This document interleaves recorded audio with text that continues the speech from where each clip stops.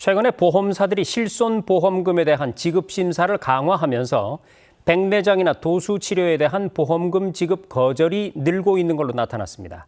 치료를 받기 전에 실손보험 적용이 되는지 확인이 필요해 보이는데요. 보도에 이리나 기자입니다. 지난 2021년부터 올해 3분기까지 한국소비자원에 접수된 실손보험 관련 피해 구제 신청은 모두 1000여 건으로 이 가운데 보험금 지급을 거절당했다는 불만이 대부분인 것으로 나타났습니다. 연도별로 보면 2021년 93건에서 지난해에는 364건으로 4배 가까이 늘었습니다. 지급 거절 이유로는 치료 필요 불인정이 450여 건으로 가장 많았고 입원 필요 불인정, 본인 부담 상한액 환급금 불인정이 뒤를 이었습니다. 소비자가 의사의 판단으로 치료와 입원을 받았지만 보험사가 보건복지부 고시나 의학계 치료 지침에 비추어 합리적인 재량의 범위 내로 인정하지 않을 경우 실손보험 보험금 지급이 거절된 겁니다. 특히 소비자 피해 구제 신청이 가장 많은 치료 유형은 백내장 수술로 확인됐습니다.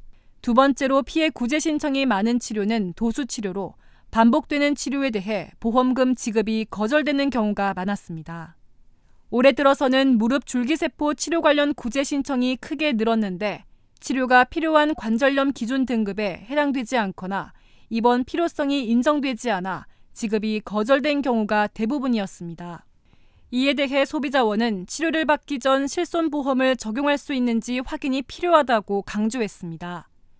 백내장 수술 후 입원이 필요한 경우에는 부작용이나 합병증 등 입원이 필요한 의학적 소견을 확보해야 합니다. 도수치료의 경우 반복 시행 시 보험금 지급이 거절될 수 있고 부득이 치료가 반복되면 치료 필요성을 입증할 수 있는 검사 기록이나 이런 가운데 지난 10월 보험업법 개정으로 병원 이용에 대한 실손보험 청구가 간소화됐지만 일부 병원의 경우 전산 시스템 도입 문제로 참여가 지연되고 있는 것으로 나타났습니다.